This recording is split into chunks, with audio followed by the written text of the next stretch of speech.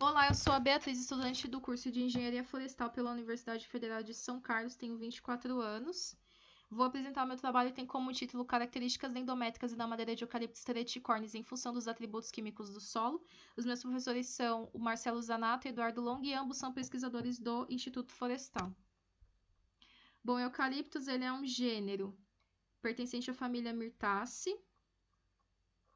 Possui 600 espécies descritas e originadas sobretudo da Austrália e da Indonésia. O Instituto Florestal ele introduziu o programa de melhoramento genético florestal para fins de seleção de progênies adaptadas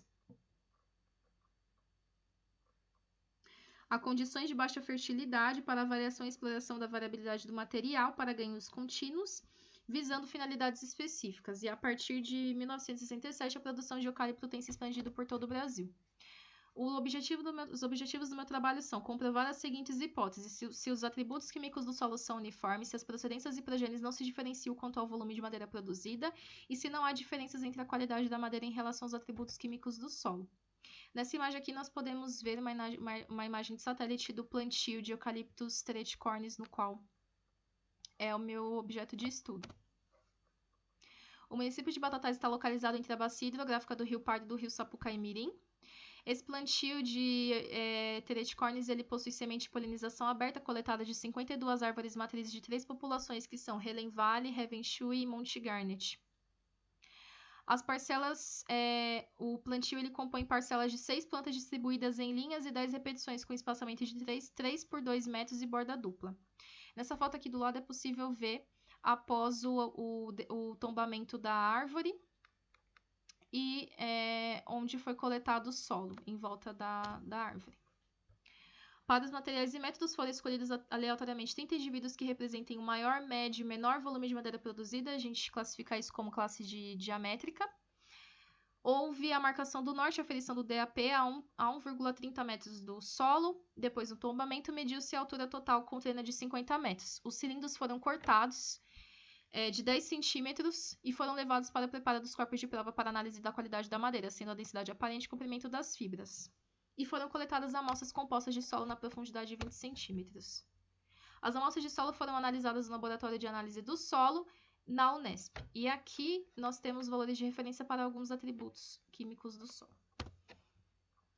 Desses cilindros de 10 centímetros, foram preparados 60 corpos de prova de 6 por 2 por 2 centímetros para aferição da densidade aparente a 12% de umidade, que foi previamente colocado em uma estufa, em uma câmara climática, para que haja uma estabilização do peso da amostra. E a densidade aparente foi definida pela pesagem das amostras e pela medição do volume pelo paquímetro. Aqui do lado é possível ver uma imagem que representa o corte, os desdobros dos discos de madeira.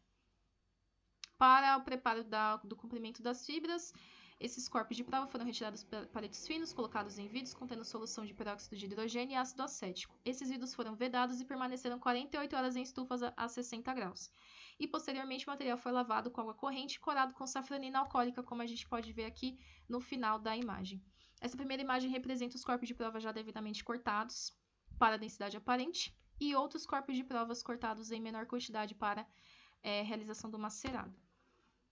A caracterização anatômica foi feita com base em uma metodologia já pré-definida e todas as mensurações foram realizadas em microscópio equipado para a captura de imagens, como a gente pode ver nessa primeira imagem. E todas as imagens foram levadas para um software chamado Image Pro Plus, em que houve as medições de comprimento e espessura de fibra.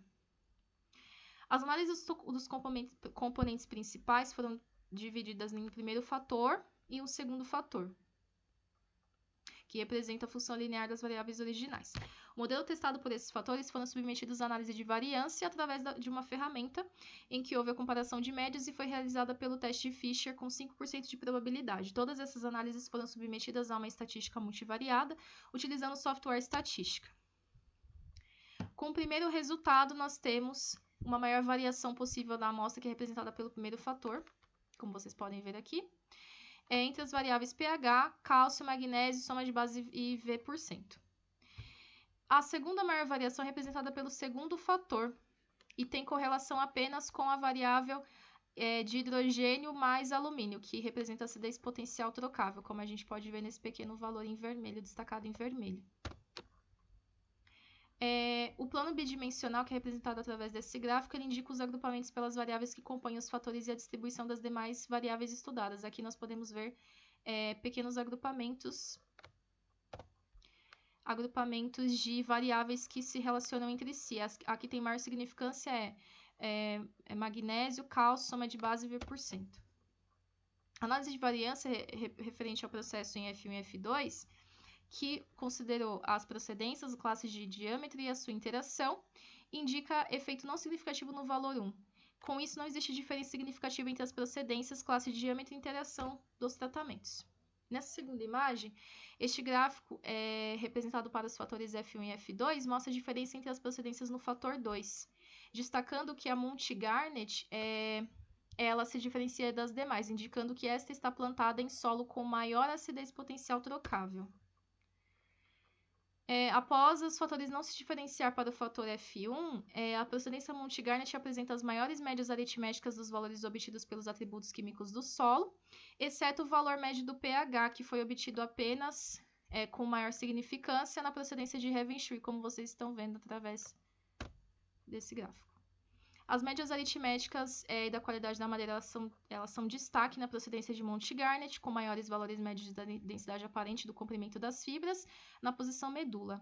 A procedência Helen Valley apresenta maior valor médio de DAP e a Revenshree tem destaque na altura média, apresentada pelas árvores aferidas. Nessa imagem é possível ver uma análise da variação da densidade aparente nas posições medula e casca. A Monte Garnett ela possui maior significância na classe 1 para a medula.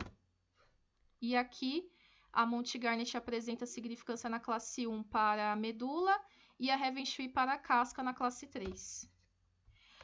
Como considerações finais, não existe efeito significativo entre pHs, cálcio, magnésio, soma de base V% em relação à dendrometria e à qualidade da madeira. A Monte Garnett ela tem diferença significativa em relação à acidez potencial trocável e maior relação em relação à acidez potencial trocável com menores valores de DAP, altura, densidade aparente na posição casca. A procedência Helen Valley apresenta maior valor médio de DAP e das variáveis da qualidade da madeira na posição casca, indicando árvores mais cascudas. A Revenshree tem destaque na altura média e a Monte Garnett 177 foi a que obteve obtenção significativa. Significância, e com isso deve ser preferência na reprodução vegetativa. Devido à situação de pandemia, algumas metodologias não puderam ser feitas. Muito obrigada pela atenção de todos.